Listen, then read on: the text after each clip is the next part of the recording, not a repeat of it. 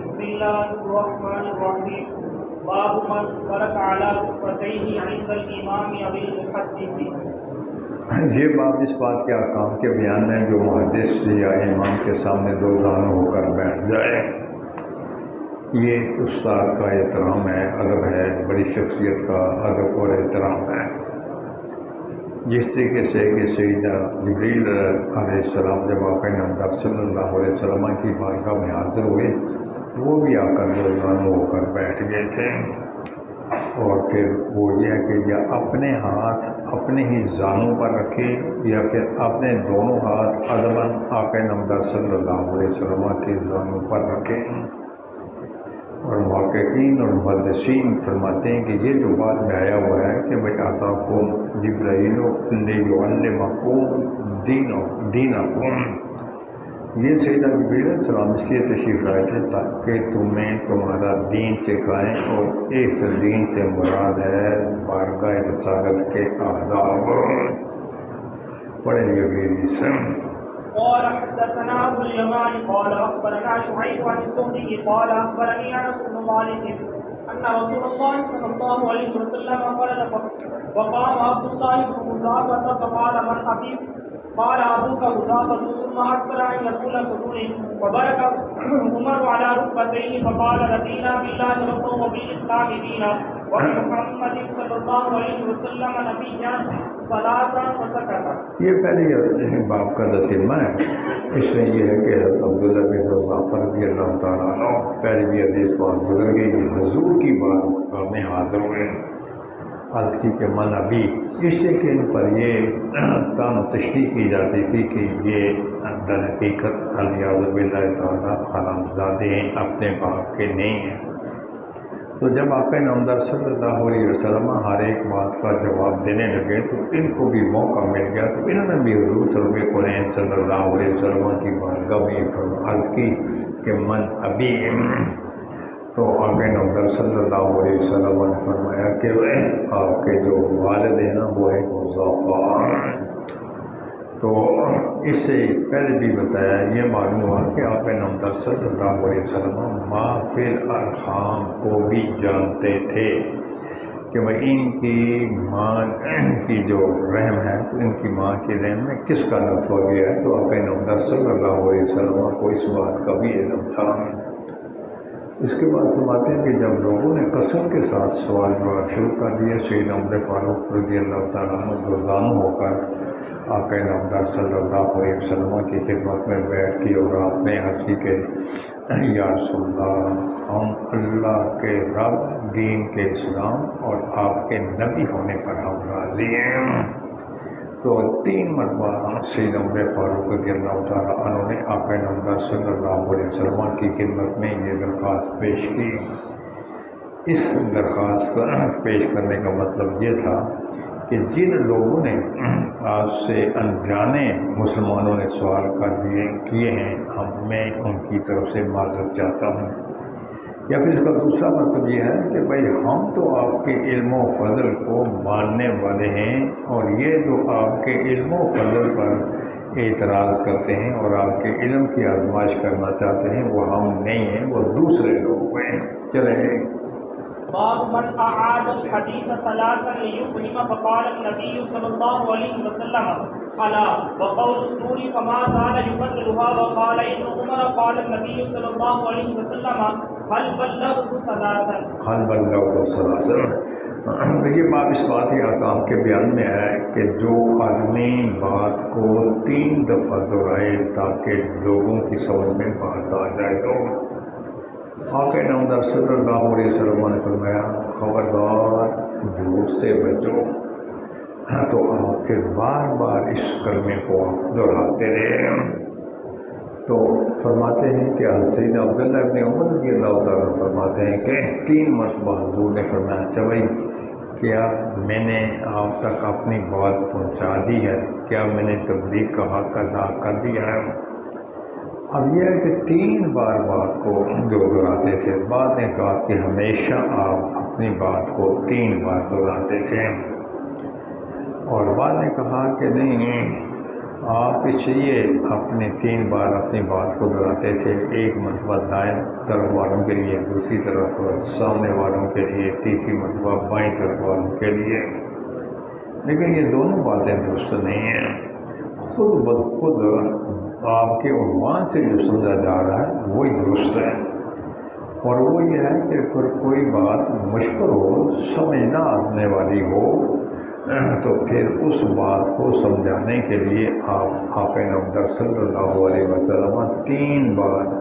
وہ اپنی بات کو دہراتے تھے۔ یہ نہیں کہ ہر بات آپ 3 مرتبہ دہراتے تھے۔ چلیے قال حدثنا عبدة قال حدثنا عبد الصمد قال حدثنا عبد الله بن مسلم قال حدثنا سمامة بن عبد الله بن أنس عن أنس رضي الله عنه عن النبي صلى الله عليه وسلم أنه كان إذا تكلم بكلمة أعادها 3 حتى تفهم عنه وإذا أتى على قوم فسلم عليهم سلم عليهم 3۔ تو یہ حضرت انس رضی اللہ تعالیٰ فرماتے کہ آپ کا نامدار صلی اللہ علیہ وسلم جب بات فرماتے تو 3 مرتبہ اپنی بات کا اعادہ فرماتے، یہاں تک کہ لوگ اس کو سمجھ جائیں، اور جب یہ کچھ لوگوں کے پاس جاتے تو ان کو 3 مرتبہ سلام بھی کرتے ہیں۔ بعض لوگوں نے تو یہ کہا نا کہ 3 مرتبہ آپ ہمیشہ بات کو دہرایا کرتے تھے، اور جن لوگوں نے یہ کہا کہ ان کا نقطہ نظر یہ ہے کہ یہ اذا تکلم بکلمات، یہ قضیہ جو ہے یہ موجبہ کلیہ ہے، تو اس لیے پھر آپ ہر بار 3 مرتبہ دہراتے تھے۔ اس کا جواب یہ ہے کہ کبھی قضیہ، کیونکہ اذا قضیہ موجب کلیہ کا صور ہے، اس کا جواب یہ ہے کہ کبھی قضیہ موجبہ یہ جزیے کے کلیہ، یہ کبھی موجب جزیے کے حکم میں بھی ہوتا ہے۔ اور دوسرا جو جملہ وہ یہ ہے کہ آپ اگر کسی کے پاس جاتے ہیں تو آپ 3 مرتبہ سلام کرتے ہیں،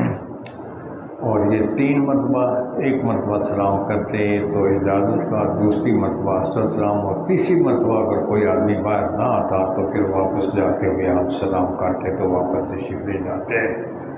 جب آپ کسی کے پاس تشریف لے جاتے تو پھر وہ آپ ایسے فرماتے ہیں 3 مرتبہ۔ تو پھر بعد میں ایک حدیث پاک بھی آئے گی، جہاں آئے گی تو وہاں اس کی وضاحت کریں گے۔ چلیں قال حدثنا مسدد قال حدثنا ابو عمارة عن ابي بشر عن يوسف بن ماهك عن عبد الله بن عمر رضي الله تعالى عنه وقال تخلف رسول الله صلى الله عليه وسلم في سفر سافرناه فأدركنا وقد أرهقنا صلاة العصر ونحن نتوضأ وجعلنا نمسح على أرجلنا فنادى بأعلى صوته ويل للأعقاب من النار مرتين أو 3 مرتين أو 3۔ یہ عبداللہ بن عمر رضی اللہ تعالیٰ عنہ، عبداللہ بن عمر رضی اللہ تعالیٰ عنہ، آپ کہتے ہیں کہ ہم ایک سفر میں جو ہم سفر کر رہے تھے، آقا نامدار صلی اللہ علیہ وسلم ہم سے پیچھے رہ گئے، تو ہماری جو عصر کی نماز ہے تو اس میں کافی ساری تاخیر ہو گئی، تو اس تاخیر کی وجہ سے پھر ہم جلدی وضو کر رہے تھے، جلدی ہم وضو کر رہے تھے، تو ہم اپنے پاؤں پر ہلکا پھلکا پانی ڈالتے تھے، یا مسح کا معنی کوئی مسح کرنا نہیں، تھوڑا پانی ڈالتے تھے۔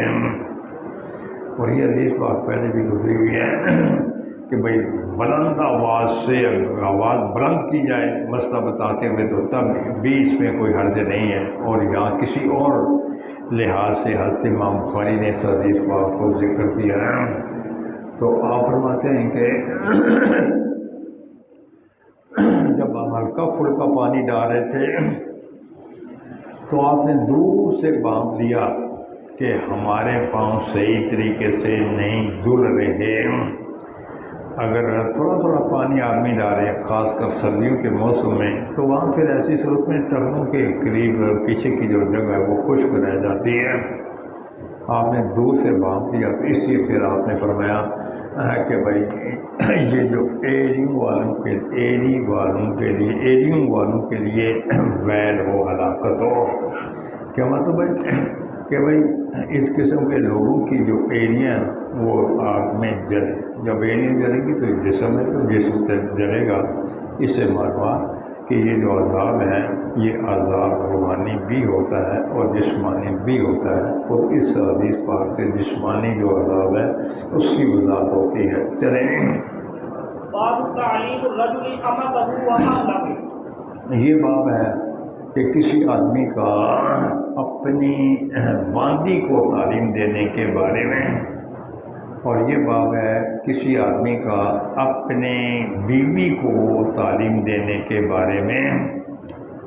جہاں تک باندی کا تعلق ہے اس کا تو ذکر حدیث پاک میں آتا ہے، لیکن اپنی بیوی کے اعلیٰ کا جو امام بخاری نے اضافہ فرمایا تو یہ بطور قیاس کہ جب باندی کو تعلیم دی جا سکتی ہے تو پھر یقینی طور پر اپنی بیوی کو بھی تعلیم دی جا سکتی ہے، تو اس لیے امام بخاری رحمۃ اللہ تعالیٰ علیہ نے اعلیٰ کا لفظ بطور قیاس ذکر کیا۔ چلیں، قال حدثنا محمد هو ابن سلام قال اخبرنا المحاربي حدثنا صالح بن حيان قال عامر الشاعبي حدثني ابو بردة عن ابيه قال قال رسول الله صلى الله عليه وسلم ثلاثة لهم اجران، رجل من اهل الكتاب آمن بنبيه وآمن بمحمد صلى الله عليه وسلم، والعبد المملوك اذا ادى حق الله وحق مواليه، ورجل كانت عنده أمة يدعها فأدى بها فأحسن تأديبها وعلمها فأحسن تعليمها ثم عاتقها فتزوجها فله أجران، ثم قال عامر أعطيناكها بغير شيء قد كان يركب فيما دونها إلى المدینہ حضرت ابو موسیٰ اشعری رضی اللہ تعالیٰ عنہ یہ فرماتے ہیں کہ آقا نامدار صلی اللہ علیہ وسلم نے فرمایا، تین آدمی ایسے ہیں کہ ان کو 2 اجر ملے گا۔ ایک وہ آدمی کہ جو اہل کتاب میں سے ہو اور وہ صدق کے دل سے اپنے نبی پر ایمان لایا ہو، اور اس کے بعد آقا نامدار صلی اللہ علیہ وسلم کی تشریف آوری کے بعد وہ آقا نامدار صلی اللہ علیہ وسلم پر ایمان لایا ہو، اور دوسرا وہ آدمی کہ جس نے اپنے دوسرا وہ غلام جس نے اللہ کا حق بھی ادا کیا اور اپنے مالک مجازی کا بھی اس نے حق ادا کیا، تو اس کو بھی 2 اجر ہے۔ اور تیسرا وہ آدمی کہ جس کی باندی تھی اور وہ باندی سے بدتمیزی کیا کرتا تھا، اس نے اپنی باندی کی تعلیم و تربیت کی، بہت اچھی تعلیم و تربیت کی، اس کو سکھایا اور بہترین طریقے سے سکھایا، اس کے بعد پھر اس کو آزاد کر دیا، آزاد کرنے کے بعد پھر اس کے ساتھ اس نے نکاح کر لیا، اس کے لیے بھی 2 اجر ہے۔ اس کے بعد حضرت عامر نے ایک خراسانی کو یہ کہا کہ بھائی یہ حدیث تو ہم نے آپ کو مفت میں سنا دی ہے، ورنہ اس سے کم درجے کی جو حدیثیں ہیں ان حدیثوں کے لیے مدینہ شریف کا سفر کیا جاتا تھا۔ تو اب یہ ہے کہ ان 3 آدمیوں کو 2 اجر کیسے ہے؟ واضح ہے کہ جب کوئی آدمی 2 کام کرے گا تو اس کا اجر بھی 2 ہوگا، لیکن اس کے باوجود ان 3 کی خصوصیت کیا ہے؟ ان 3 کی خصوصیت یہ ہے کہ پہلا وہ آدمی کہ جو اپنے نبی پر ایمان لا چکا تھا اور آقا نامدار صلی اللہ علیہ وسلم کی تشریف آوری کے بعد وہ حضور پر بھی وہ ایمان لے آیا، اس کو 2 اجر ہے۔ اسی کے پہلے جس دین پر وہ تھا اس دین کا وہ جاننے والا تھا، اس کے مسائل سے بھی وہ آگاہ تھا، تو جب اس نے اس دین کو چھوڑ دیا، اب جس دین میں وہ داخل ہو رہا ہے اس دین کے لحاظ سے یہ بالکل اجنبی اور جاہل ہے۔ تو اب ایک طرف وہ اپنے دین کا عالم ہو، مسائل کا جاننے والا ہو، اور پھر اس مرتبے سے اتر کر اب وہ جہالیت کے مرتبے تک پہنچ چکا ہے، کیونکہ وہ آقا نامدار صلی اللہ علیہ وسلم پر ایمان لایا ہے، تو اس میں ذرا کافی ساری مشقت ہوتی ہے۔ تو کیوں؟ اس لیے کہ وہ ایک مقولہ ہے کہ کبھی بھولی ہوئی منزل یاد آ بھی جاتی ہے راہی کو۔ اب اس کا پھر دھیان بار بار پہلے دین کی طرف متوجہ ہوگا، اچھا جی اس میں ایسے کرتا تھا، ایسے کرتا تھا، ایسے کرتا تھا۔ واضح ہے کہ جب ماضی کی یادیں جو ہیں وہ تازہ ہونے لگیں تو پھر ایسی صورت میں نئی بات کو اپنانے میں کافی ساری رکاوٹ پیدا ہوتی ہے۔ تو یہاں بھی نئے دین پر عمل کرنے کے لیے کافی ساری رکاوٹ پیدا ہوتی ہے۔ پھر یہ جو رکاوٹ مزاحم ہوتی ہے تو اس کی وجہ سے پھر اس کو اس مشقت کی وجہ سے اس کو دوہرا اجر دیا جاتا ہے۔ اور دوسرا پھر فرمایا کہ دوسرا غلام، وہ غلام جو اپنے مالک کا، اپنے اللہ کا حق بھی وہ ادا کرتا ہے، مالک حقیقی کا حق بھی وہ ادا کرتا ہے، اور اس کے ساتھ ساتھ وہ مالک مجازی کا حق بھی وہ ادا کر رہا ہوتا ہے۔ اس قسم کا جو آدمی ہے اس کو بھی دوہرا اجر ملے گا۔ وہ کس طریقے سے؟ ادھر نماز با جماعت کا وقت ہے اور ادھر سے اس کا جو مالک مجازی ہے اس کے مہمان آ گئے۔ اچھا جی کیا میں نماز با جماعت پڑھوں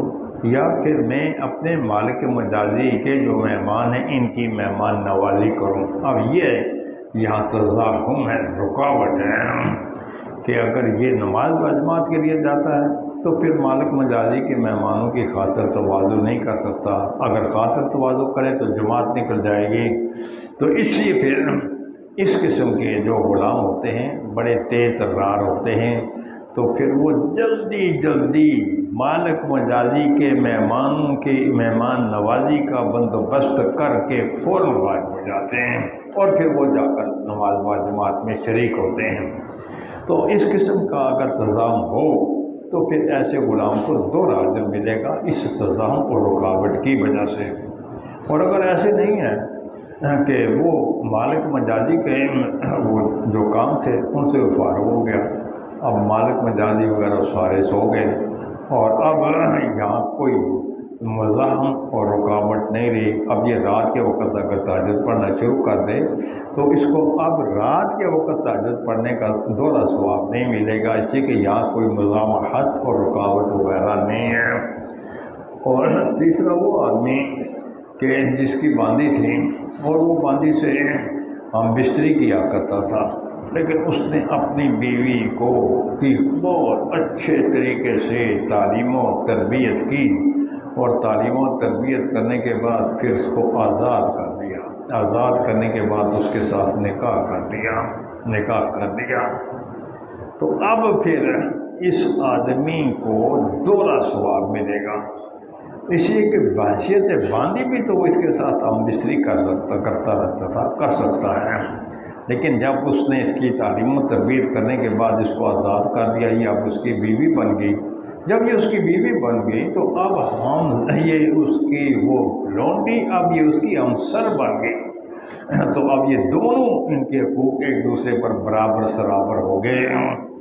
تو پھر اب یہ اس کی بیوی جو پہلے باندھی تھی وہ اس کے ساتھ ہمسری کا دعویٰ کرے گی، اور واضح ہے کہ کہاں باندھی اور کہاں بیوی جو ہمسری کا دعویٰ کر رہی ہے، اور پھر وہ اپنے اس سابقہ باندھی اور اس بیوی کے حقوق سب کچھ برداشت کرتے ہوئے ادا کر رہا ہے، تو اس لیے اس قسم کے آدمی کو دوہرا ثواب ملے گا۔ تو چلیں جی، باب عزت الامام النساء و تعلیمہن۔ تو میں نے پہلے یہ کہا تھا کہ حضرت امام بخاری رحمۃ اللہ تعالیٰ علیہ نے ترجمۃ الباب میں باندی کی تعلیم کا ذکر کیا تھا، لیکن بیوی کی تعلیم کا ذکر نہیں کیا تھا۔ حضرت امام بخاری نے آلہ کا لفظ کا اضافہ کر کے یہ بتا دیا کہ جب کوئی کسی آدمی کے لیے اپنی باندی کی تعلیم و تربیت ضروری ہے، اور جو اس کی بیوی ہے، جو اس کی ہمسر ہے، تو اس کی تعلیم و تربیت بھی ضروری ہے، تو یہ مسئلہ بطور قیاس حضرت امام بخاری رحمۃ اللہ تعالیٰ علیہ نے ثابت فرمایا ہے۔ اگلا جو باب ہے وہ یہ ہے کہ امام کا عورتوں کو واضح نصیحت کرنا، اور یہ باب ہے امام کا عورتوں کو تعلیم دینا۔ امام سے مراد کون ہے؟ امام سے مراد کوئی محلے کا امام نہیں ہے، بلکہ اس امام سے مراد ہے اسلامی نقطۂ نگاہ کے مطابق یا پھر وہ خلیفہ ہو یا خلیفے کا نائب ہو. مثلا یہ ہے کہ اچھا جی وزیر اعظم نہیں ہے تو چلو گورنر ہے، وزیر اعلیٰ ہے، تو ان کے ذمے بھی عورتوں کی تعلیم ضروری ہے. یہ نہیں کہ صرف خاوند ہی اپنی بیویوں کی تعلیم و تربیت کرتے رہیں، بلکہ حکمرانوں کا بھی مسلمان اور صحیح معنوں میں جو مسلمان ہیں ان حکمرانوں کا حق ہے کہ وہ عورتوں کی تعلیم و تربیت کا بندوبست بھی کریں. اس کا مطلب یہ ہے کہ وہ عورتوں کے لیے دینی مدارس قائم کریں. حکمران عورتوں کے لیے دینی مدارس قائم کریں، اور دینی مدارس قائم کرنے کے بعد پھر وہاں ان کے لیے اساتذہ کا بندوبست کیا جائے. تو یہ حکومت کی ذمہ داریاں ہیں، ایک آدمی کی انفرادی ذمہ داریاں ہیں، ایک حکومت کی ذمہ داریاں ہیں. تو حکومت کے لیے بھی یہ ضروری ہے کہ وہ اس قسم کی بے سہارا عورتیں یا باسہارا ہی کیوں نہ ہو، ان کی تعلیم و تربیت کا بندوبست کریں. چلیں جی. قال حدثنا سليمان بن حرب قال حدثنا شعبة عن أيوب قال سمعت عطاء بن أبي رباح قال سمعت ابن عباس قال أشهد على النبي صلى الله عليه وسلم أو قال عطاء أشهد على ابن عباس أن النبي صلى الله عليه وسلم خرج معه بلال فظن أنه لم يسمع النساء فوعظهن وأمرهن بالصدقة فجعلت المرأة تلقي القرطة والخاتم وبلال يأخذ في طرف ثوبه. وقال إسماعيل عن أيوب عن عطاء قال ابن عباس أشهد على النبي صلى الله عليه وسلم. تو یہ ہے کہ یہ حضرت عبداللہ بن عباس، یہ ابو رباح رضی اللہ تعالیٰ، عطاء بن ابو رباح یہ فرماتے ہیں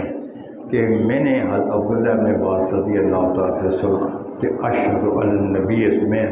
اللہ میں حضور کی ذات پر گواہ. اور عطا فرماتے ہیں کہ میں حضرت عبداللہ بن عباس رضی اللہ تعالیٰ عنہ پر گواہ ہوں. اور وہ کس بات کا گواہ؟ یہ جو بات والی بات ہے اس کا گواہ. اب یہ ہے کہ یہ مطلقاً اشہد کا لفظ تھا، اس لیے پھر اس کی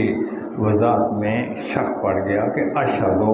سے مراد حضرت عبداللہ بن عباس کا یہ ارشاد ہے کہ پھر میں حضور پر گواہی دیتا ہوں، یا یہ عطاء بن ابو رباح جو ہے ان کا یہ کلام ہے. اگر پہلی صورت ہو تو پھر یہ اشہد علی النبی، اگر دوسری صورت ہو اشہد علی ابن عباس.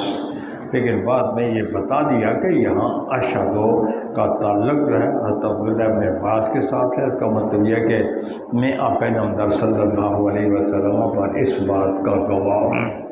کہ ایک دن آقا نامدار صلی اللہ علیہ وسلم باہر تشریف لائے اور آپ کے ساتھ بلال رضی اللہ تعالیٰ عنہ بھی تھے.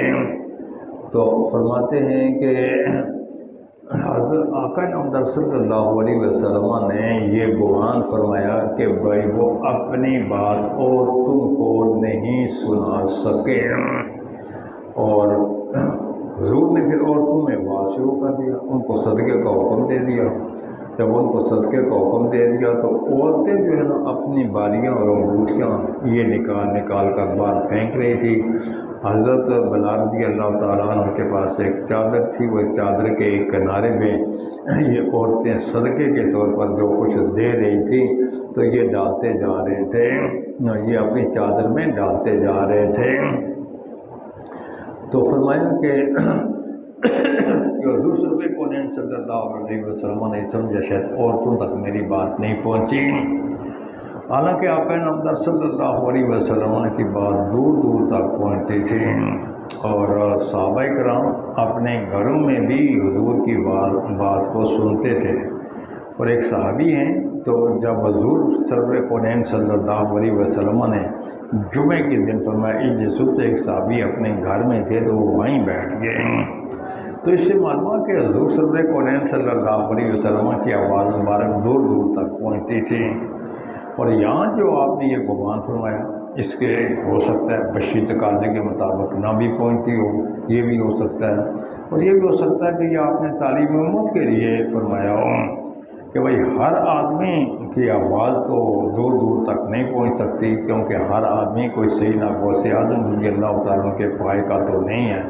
کہ جس طریقے سے آپ کی آواز قریب والوں کے پاس پہنچتی تھی اسی طریقے سے دور والوں تک بھی پہنچتی تھی۔ اس سے پھر تعلیم امت کے لیے آپ نے فرمایا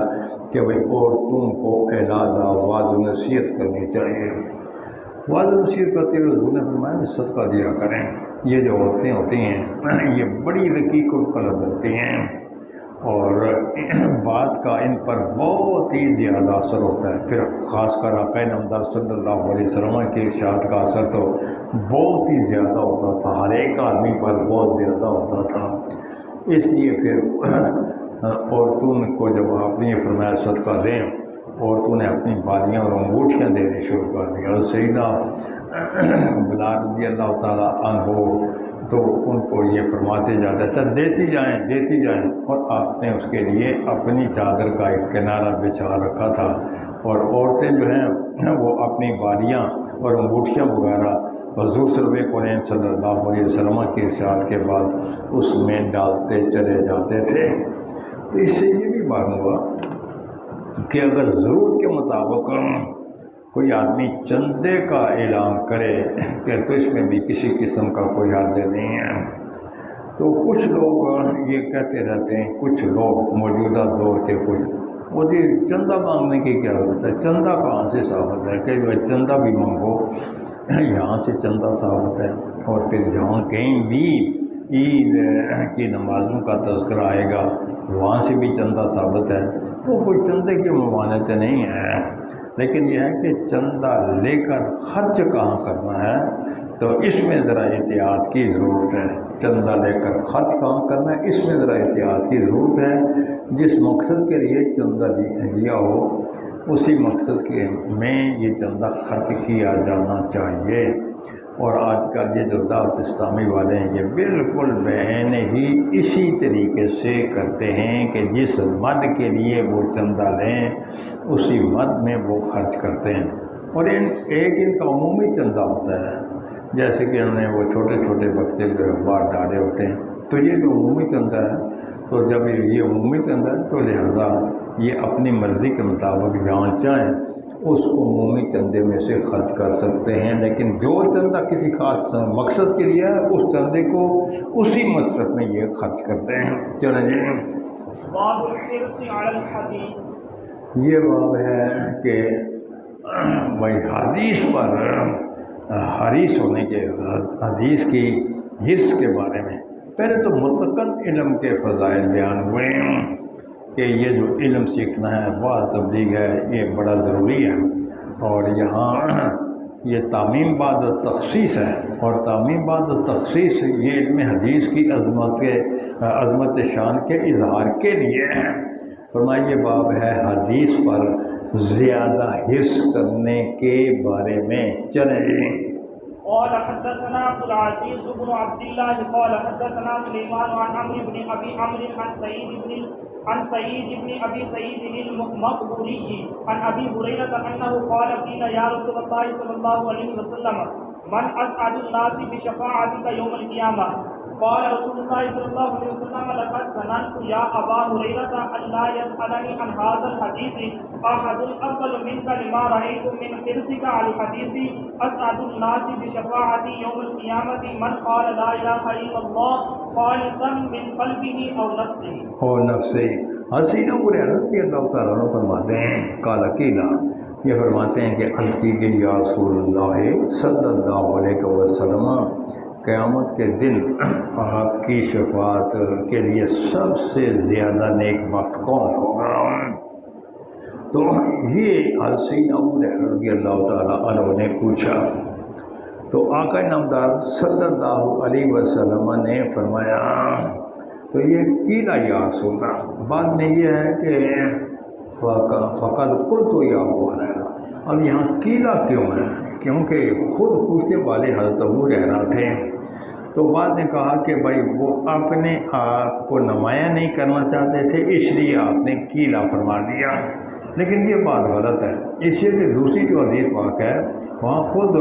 قلتو کا لفظ مروی ہے کہ قلتو،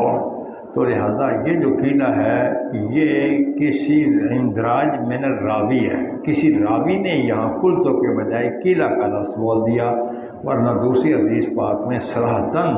سیدنا ابو ہریرہ رضی اللہ تعالیٰ عنہ اپنی طرف منسوخ کر کے یہ فرماتے ہیں کہ میں نے عرض کی کہ یا رسول اللہ صلی اللہ علیہ وسلم، تو آقا نامدار صلی اللہ علیہ وسلم نے فرمایا کہ اے ابو ہریرہ میرا یہی خیال تھا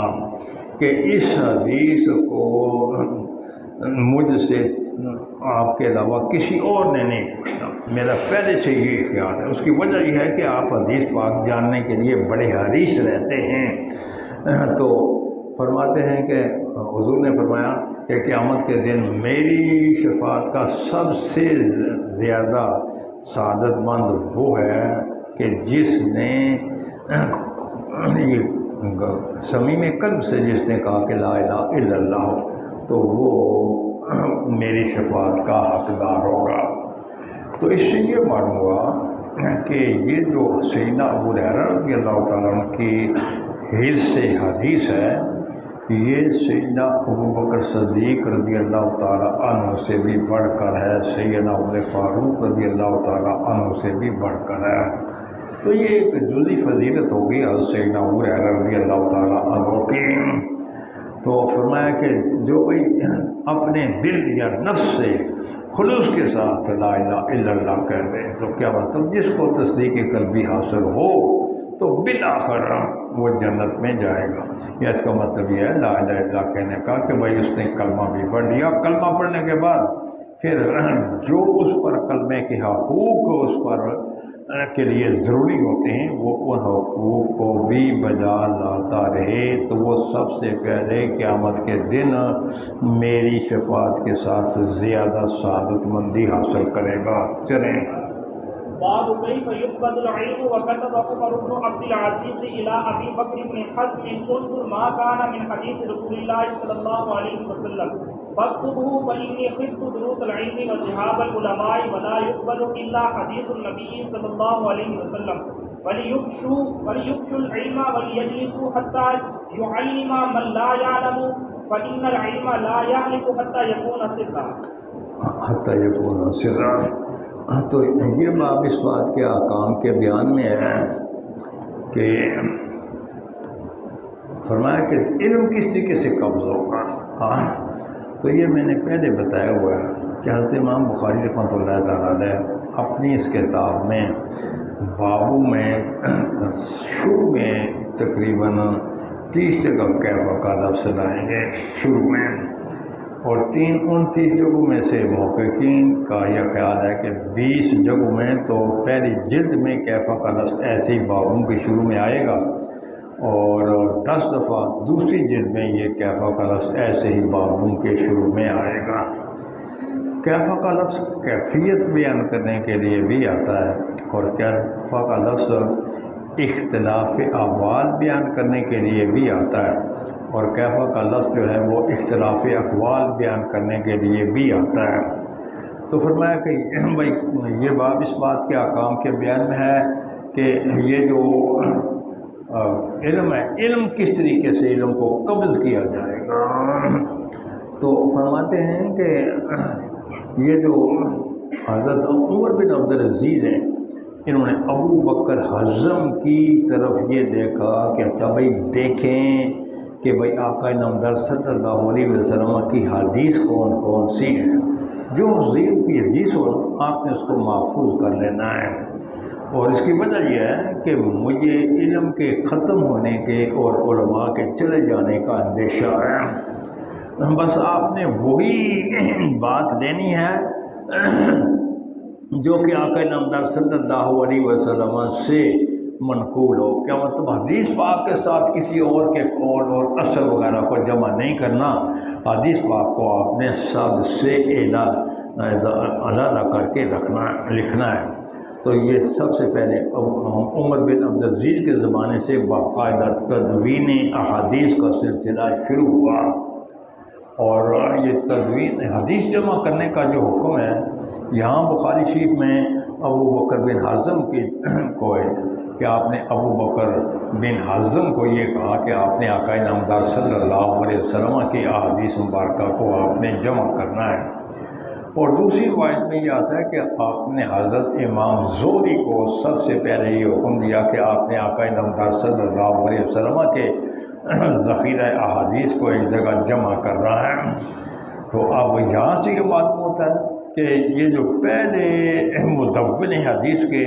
تو وہ تو ہیں ابو بکر حزم، اور ایک دوسری روایت سے یہ معلوم ہوتا ہے کہ حدیث پاک کے پہلے جو مدون ہیں وہ ہیں حضرت امام زہری۔ لیکن یہ ہے کہ آپ نے دونوں کو حکم بھیجا، اور یہ محققین کہتے ہیں کہ سب سے پہلے آپ نے ابو بکر حزم کو، اس لیے کہ یہ حضرت امام زہری سے عمر میں زیادہ تھے، کیونکہ حضرت ابو بکر حزم کا وصال ہوتا ہے 120 میں، اور امام زہری کا جو وصال ہوتا ہے تو وہ ہوتا ہے 125 میں۔ تو اس سے یہ معلوم ہوتا ہے کہ ابو بکر بن حزم یہ پہلے ہیں، اور پہلے حضرت عمر بن عبدالعزیز نے انہی کو حدیث پاک جمع کرنے کا حکم دیا، اور پھر امام زہری کو بھی حکم دے دیا۔ لیکن ہو سکتا ہے دونوں کو ساتھ ساتھ دیا ہو، لیکن اس وقت کوئی اتنے وسائل تو نہیں تھے کہ اچھا جی پہلے کون تھا دوسرا کون تھا، اور پھر یہ جمع تو نہیں کیا جا سکتا تھا، اچھا جی آپ لکھنے میں پہلے کس کو کہا گیا بعد میں، لیکن ہو سکتا ہے دونوں کو اکٹھے حکم دیا ہو۔ اور اس لحاظ سے یہاں ابو بکر حزم کا ذکر اس بات کا تقاضا کرتا ہے کہ پہلے آپ نے ابو بکر حزم کو حدیث مبارکہ جمع کرنے کا حکم دیا۔ اچھا جی جب حدیث مبارکہ اتنے عرصے کے بعد جمع ہوئیں تو پھر ان پر اعتبار کیسے کیا جا سکتا ہے؟ منکرین حدیث کا اس قسم کا یہ تدوین حدیث پر اعتراض ہے۔ اس کے متعدد جوابات ہیں۔ ایک جواب تو یہ ہے کہ صحابہ کرام کے جو حافظے تھے وہ بڑے تیز حافظے تھے، اس لیے وہاں ان کو لکھنے کی ضرورت پیش نہیں آتی تھی، اور اسی طریقے سے پھر بعض محدثین کے حافظے بھی بڑے تیز تھے، ان کو بھی لکھنے کی ضرورت نہیں پڑتی تھی۔ جیسے کہ حضرت امام بخاری رحمۃ اللہ تعالیٰ علیہ ایک جگہ پڑھنے کے لیے گئے، باقی لکھتے تھے اور یہ نہیں لکھتے تھے، تو انہوں نے تان و تشنی شروع کری، یہ بھی پڑھنے کے لیے آیا، یہ طالب علم ہے، بس یہاں چپ ہو کر بیٹھا رہتا ہے۔ بھئی آپ گھر سے کس لیے آئے؟ اگر چپ ہو کر بیٹھنا تھا، اگر لکھنے نہیں تھی آپ نے استاد کی حدیثیں، تو جب وہ بار بار کے تانوں سے تنگ آ گئے تو انہوں نے کہا اچھا جی آپ نے اپنی وہ جو آپ نے حدیث لکھی ہے نا تو وہ آپ کھول کر اپنے سامنے رکھ لیں۔ اور سیدنا امام بخاری رحمۃ اللہ تعالیٰ علیہ نے وہ 15,000 حدیث تھوڑے سے عرصے میں اپنے ساتھیوں کو وہ سنا دیں بما سند اور بما متن۔ تو بہرحال پہلے زمانے میں حافظے تیز ہوتے تھے۔ دوسرا یہ ہے کہ آقا نامدار صلی اللہ علیہ وسلم کے زمانے سے ہی تدوین حدیث کا سلسلہ شروع تھا۔ یہی وجہ ہے کہ حضرت عبداللہ بن عمرو بن عاص یہ کہتے ہیں کہ بھئی میں تو حضور کا ہر ارشاد لکھ لیتا تھا، اور قریش کے کچھ نوجوانوں نے مجھے یہ کہا کہ آپ حضور کی ہر بات نہ لکھا کریں، اس لیے کہ کبھی آپ غصے میں بھی ہوتے ہیں۔ تو خیر وہ صرف اور صرف حدیث ہی کو ذکر اپنے پاس لکھتے تھے، کسی اور کا قول نہیں لکھا کرتے تھے۔ لیکن جب عبداللہ بن عمرو بن عاص نے یہ بات حضور کے سامنے عرض کی کہ میں تو آپ کا ہر ارشاد لکھ دیتا ہوں، کچھ نوجوان قریش کے نوجوان کہتے ہیں کہ ہر بات نہ لکھا کریں اس لیے کہ آپ غصے میں بھی ہوتے ہیں، تو آقا نامدار صلی اللہ علیہ وسلم نے اپنی زبان مبارک پکڑ کر یہ فرمایا کہ اس سے صرف حق ہی نکلتا ہے، چاہے کسی حالت میں بھی یہ کیوں نہ ہو۔ لہذا جیسے کہ قرآن پاک میں آتا ہے وَمَا يَنطِقُ إِنْ هُوَ إِلَّا وَحْيٌ يُوحَىٰ، کہ وہ تو وہی نطق کرتے ہیں جو آپ کی طرف وحی کی گئی ہے، تو وہی اس لیے میری ہر بات جو ہے وہ وحی ہے، کچھ وحی مطلوب ہے، کچھ وحی غیر مطلوب ہے، تو اس لیے آپ لکھ دیا کریں۔ اور اسی طریقے سے حضرت ابو ہریرہ رضی اللہ تعالیٰ عنہ فرماتے ہیں کہ بھائی مجھ سے بڑھ کر مجھ سے زیادہ حدیثیں کسی کو یاد نہیں ہیں سوائے عبداللہ بن عمرو بن عاص کے، اور اس کی وجہ انہوں نے یہ بیان فرمائی کہ وہ حضور کی حدیثیں لکھ لیتے تھے اور میں حضور کی حدیثیں نہیں لکھتا تھا۔ اچھا، اگر وہ حضور کی حدیثیں لکھ لیتے تھے اور آپ نہیں لکھتے تھے تو آپ کی روایات کی تعداد زیادہ کیوں ہے، ان کی روایات کی تعداد کم کیوں ہے؟ تو یہ ایک سوال ہوتا ہے۔ تو خیر اس کا جواب یہ ہے کہ یہ جو عبداللہ بن عمر بن عاص ہیں تو یہ دیہات میں چلے گئے تھے اور علم کے چرچے شہر میں ہوتے ہیں، ان کے پاس کوئی حدیث پاک لینے کے لیے بہت کم لوگ جاتے تھے، اس لیے پھر ان کی مرویات کی تعداد حضرت ابو ہریرہ رضی اللہ تعالیٰ عنہ کی مرویات سے بہت کم ہے۔ اور دوسری بات یہ ہے کہ یہ جو عبداللہ بن عمر بن عاص ہیں یہ سابقہ دینوں کے بھی عالم تھے اور پھر وہ اسلام کے بھی عالم تھے۔ تو یہی وجہ ہے کہ ایک دفعہ انہوں نے یہ دیکھا کہ بھائی میں دودھ بھی پی رہا ہوں، شہد بھی پی رہا ہوں، تو حضور نے فرمایا بھائی تمہارے پاس سابقہ دینوں کا بھی علم ہوگا اور اس دین کا بھی علم ہوگا۔ تو اس لیے پھر یہ دودھ اور شہد پینے کا مطلب یہی ہے۔ لیکن صحابہ کرام حضرت عبداللہ بن عمر بن عاص کے پاس بہت کم جاتے تھے لوگ ان کے پاس پڑھنے کے لیے۔ اس کی وجہ یہ ہے کہ وہ کبھی اسرائیلیات کو بھی احادیث میں گھسیٹ دیتے تھے، داخل کر دیتے تھے، اس لیے ان کے پاس جانے کی تعداد بہت کم تھی۔ لیکن یہ ہے کہ خود پہلے تو سیدنا ابو ہریرہ کی احادیث تو جو مروی ہیں تو وہ تو محفوظ نہیں تھی، لکھ کر محفوظ نہیں تھی، لیکن بعد میں ان کے پاس ان کی احادیث کا ذخیرہ ان کو بھی محفوظ کر لیا گیا تھا۔ اور ان سے بیان کرنے والے دو قسم کے لوگ ہیں، ایک ہیں حضرت عبد الرحمن بن اور ایک ہیں ان کے وہب بن منبہ۔ یہ دونوں ان حضرت ابو ہریرہ سے حدیثیں ذکر کرتے ہیں، دونوں کے پاس دستاویزات تھے، رجسٹر تھے۔ تو حضرت امام بخاری رحمۃ اللہ تعالیٰ علیہ حضرت ابو ہریرہ کی جو حدیثیں بیان کرتے ہیں وہ عبد الرحمن کے حوالے سے کرتے ہیں، اور حضرت امام مسلم یہ وہب بن منبہ کے حوالے سے حضرت سیدنا ابو ہریرہ رضی اللہ تعالیٰ عنہ کی حدیثیں نقل کرتے ہیں۔ اور بعض صحابہ کرام کے جو اولادیں وہ کہتے ہیں کہ بھائی ہم نے اپنے والد سے اتنی حدیث سنی۔ اس سے معلوم ہوا کہ آقا نامدار صلی اللہ علیہ وسلم کے دور اقتدار سے ہی زمانے سے ہی احادیث کی جمع اور تدوین کا سلسلہ شروع تھا۔ تو لہذا یہ کہنا کہ احادیث بعد میں چونکہ مرتب ہوئی ہیں ان پر اعتبار کیسے کیا جاتا ہے، تو اس کی وجہ آپ کے سامنے میں نے عرض کر دی ہے کہ صحابہ کرام کے پہلے لوگوں کے حافظے تیز تھے، بعد میں آپ سے کم ہوتے چلے گئے، اس لیے پھر تدوین حدیث کا سلسلہ یہ بھی شروع ہو گیا۔ تو فرماتے ہیں کہ صرف آپ نے حضور کی حدیثیں روایت کرنی ہے اور اس کے علاوہ آپ نے کچھ اور اپنے پاس نہیں ہے، اس لیے کہ بھائی فرمایا کہ بھائی علم کو پھیلایا کرو اور علم کی محفلیں منعقد کیا کرو تاکہ وہ لوگ بھی جان لیں جو نہیں جانتے، اس لیے کہ علم اس وقت تک ضائع نہیں ہوتا کہ جب تک کہ علم کو راز نہ بنا دیا جائے۔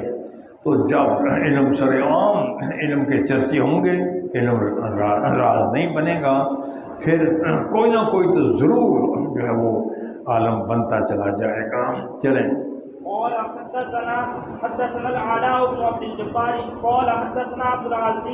العزيز بن مسلم عن عبد الله بن دينار بذلك يعني حديث عمر بن عبد العزيز الى قوله صحابة العلماء۔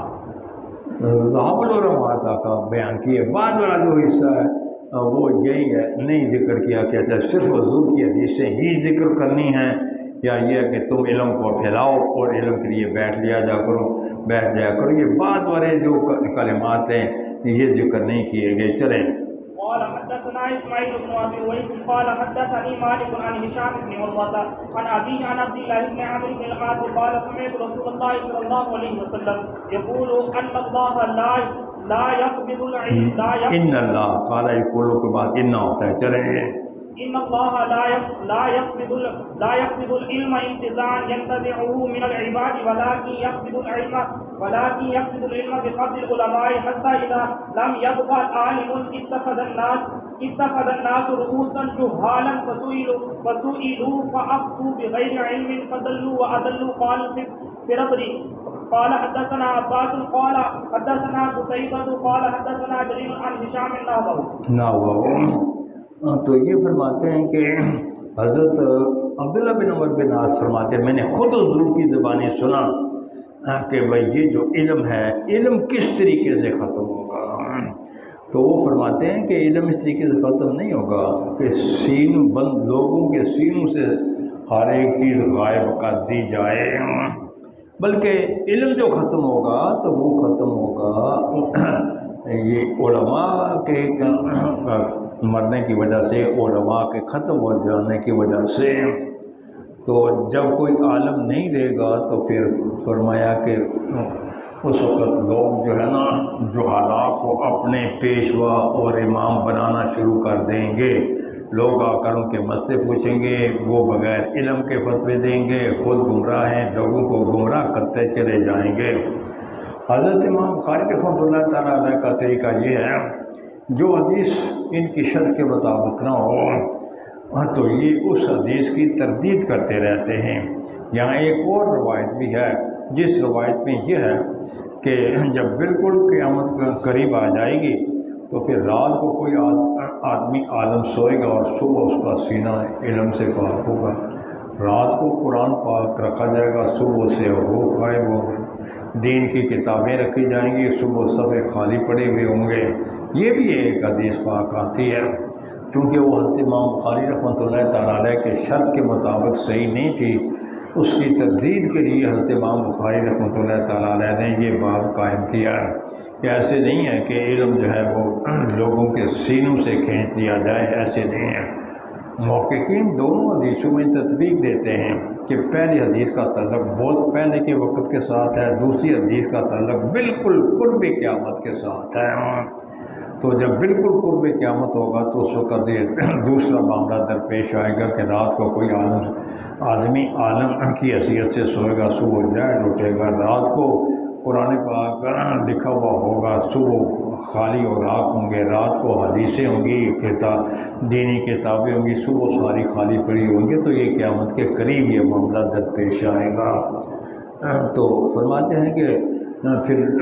جب علماء نہیں رہیں گے تو لوگ جو حالات سے جا کر پوچھنا شروع کر دیں گے اور وہ جو حالات کو اپنا پیشوا اور امام مانیں گے اور ان کو مسئلے تو آتے نہیں ہوں گے، لہذا وہ اپنی جہالت کی وجہ سے وہ فتوے دیں گے، خود گمراہ ہوں گے اور لوگوں کو گمراہ کرتے چلے جائیں گے. اس کے بعد ہے قال فربری کہ فربری نے یہ کہا. کیا کہا فربری نے؟ تو یہ علامہ فربری یہ فرماتے ہیں کہ بیان کیا ہم سے عباس نے، اور وہ فرماتے ہیں بیان کیا ہم سے قتیبہ نے، اور وہ فرماتے ہیں کہ بیان کیا ہم سے یہ جریر نے، جریر ہشام سے، اور وہ بھی اس کے ساتھ ملتی جلتی حدیث پاک ہے. اچھا، پہلے یہ آپ کو بتایا جا چکا ہے. اس وقت بخاری شریف کا جو نسخہ ہمارے پاس ہے تو اگرچہ 90,000 شاگردوں نے حضرت امام بخاری سے بخاری پڑھی ہے، لیکن بخاری شریف کا جو نسخہ ہمارے پاس محفوظ ہے یہ ہے فربری کا. اور پھر خاص کر اس برِ صغیر پاک و ہند میں ہمارے پاس جو نسخہ موجود ہے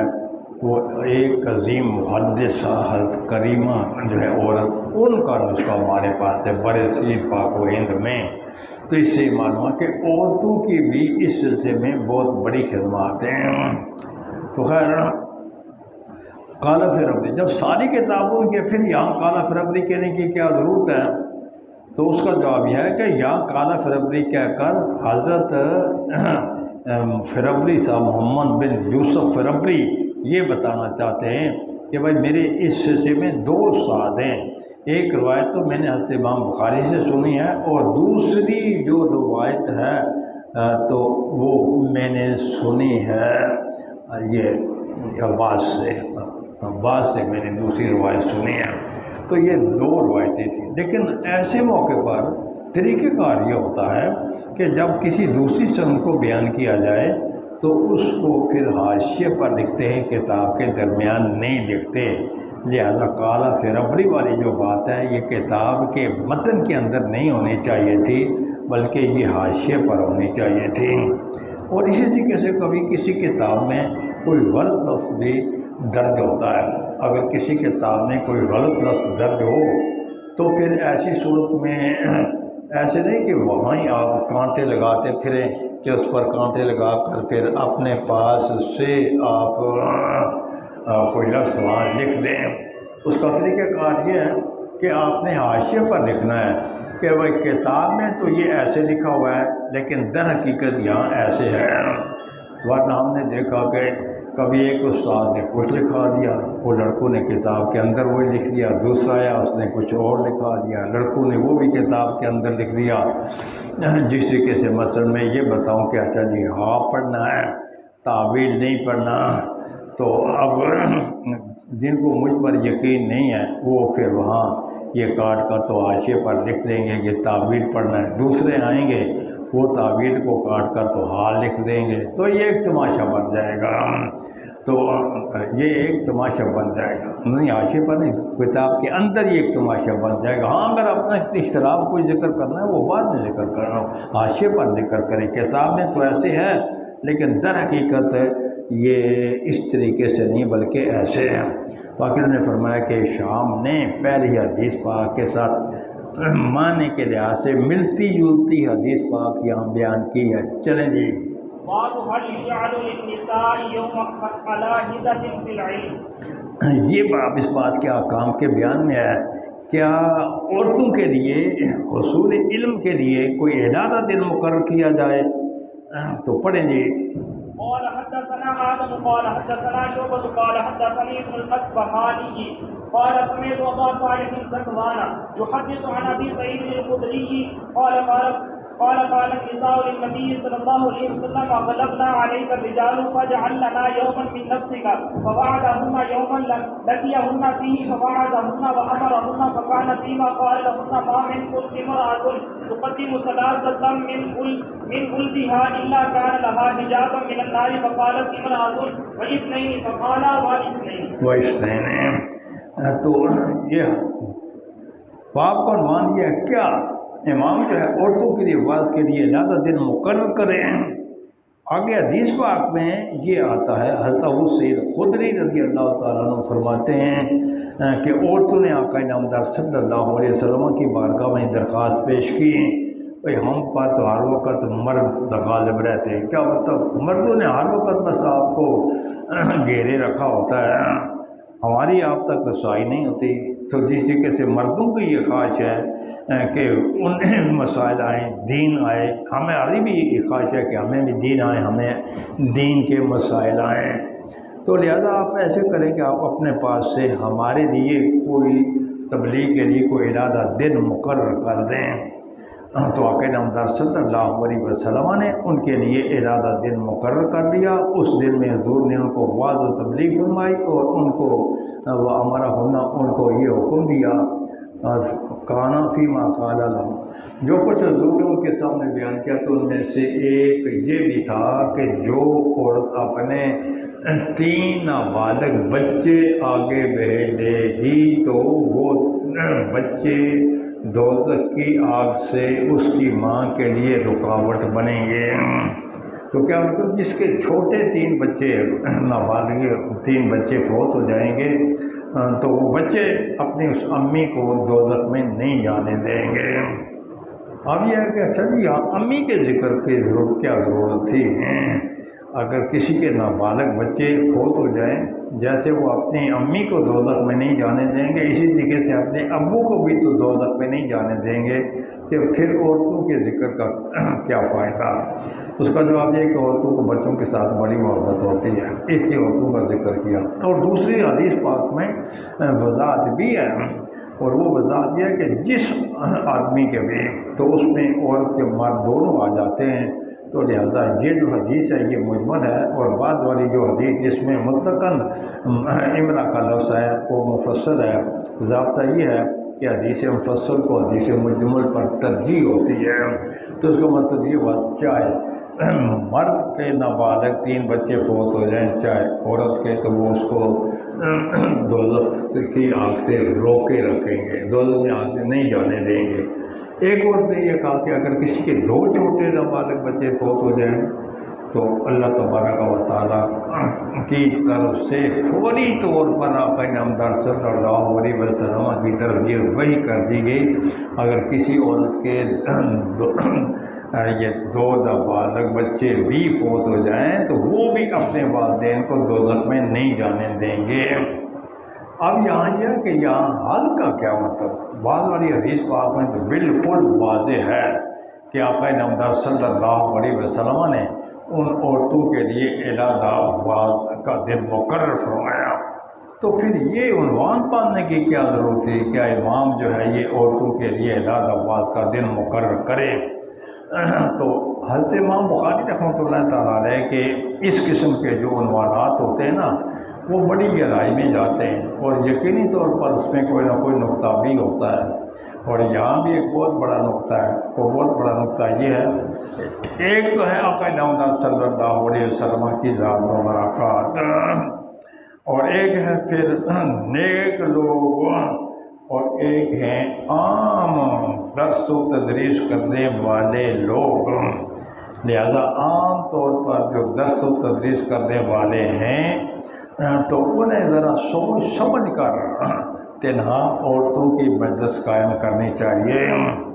کیوں؟ اس لیے کہ بہت سارے واقعات اس دور میں ایسے بھی رونما ہوئے ہیں کہ بھائی بس پڑھاتے پڑھاتے وہ پڑھانے والا اپنی کسی تلمیذہ پر شیدائی ہو گیا، اور پھر اس سے پھر شادی بھی رچا لی۔ اس کے کئی ایک واقعات تھی۔ یہاں ہمارے ایک ہوتے تھے فاروقی صاحب، 90 کتب خانے والے، تو وہ اس قسم کے بے شمار واقعات سناتے تھے کہ پڑھاتے پڑھاتے حضرت صاحب کسی پر فریفتہ ہو گئے اور پھر اس کے ساتھ شادی رچا لی۔ تو بھائی کہیں ایسے نہ ہو کہ آپ اپنے نفس پر کنٹرول نہ کر سکیں اور پھر آگے جا کر آپ دلدل میں پھنس جائیں، پڑھانے کے بجائے آپ دوسری پڑھائی اس کے ساتھ شروع کر لیں۔ تو اسی حضرت امام بخاری رحمۃ اللہ تعالیٰ علیہ نے یہاں حل کے لفظ کا اضافہ فرمایا ہے۔ چلیں جی۔ قال حدثني محمد بن بشار قال حدثنا بندر قال حدثنا شعبة عن عبد الرحمن بن الأصبحاني عن زكوان عن أبي سعيد عن النبي صلى الله عليه وسلم بهذا، وعن عبد الرحمن بن الأصبحاني قال سمعت أبا حازم عن أبي هريرة رضي الله تعالى عنه قال 3 لم يبلغوا انسان۔ تو یہ میں 3 بچے اگر کسی کے فوت ہو جائیں، چاہے وہ بالغ ہو نہیں، اگر کسی کے نابالغ 3 بچے فوت ہو جائیں تو اپنے والدین کو وہ دوزخ میں نہیں جانے دیں گے۔ چلیں جی۔ باب من سمع شيئا فلم يفهمه فراجعه حتى يعرفه۔ یہ باب وہ اسی پہلے باب کا ایک قسم کا تتمہ ہے جس میں یہ آیا تھا کہ اگر بھائی آقا نامدار صلی اللہ علیہ وسلم 3 دفعہ اپنے کلمات دہراتے تاکہ کوئی سمجھنے والا نہ، اگر کسی کو کوئی بات سمجھ نہ آئی ہو وہ سمجھ لے، تو یہاں بھی یہی ہے کہ ام المومنین حضرت صدیقہ رضی اللہ تعالیٰ عنہ کا معمول مبارک یہ تھا کہ جب کبھی آپ کو کوئی بات سمجھ نہ آتی تو آپ آقا نامدار صلی اللہ علیہ وسلم کی طرف بات سمجھنے کے لیے رجوع فرماتے ہیں۔ تو اس کا مطلب یہ ہے کہ یہ جو کہا گیا کہ 3 مرتبہ وہ بات دہراتے تھے، وہ اس صورت میں جب کوئی بات بڑی اہم ہو یا سمجھ آنے والی نہ ہو، اس بات کو آپ 3 دفعہ دہراتے تھے، ہر بات کو آپ 3 دفعہ نہیں دہراتے تھے۔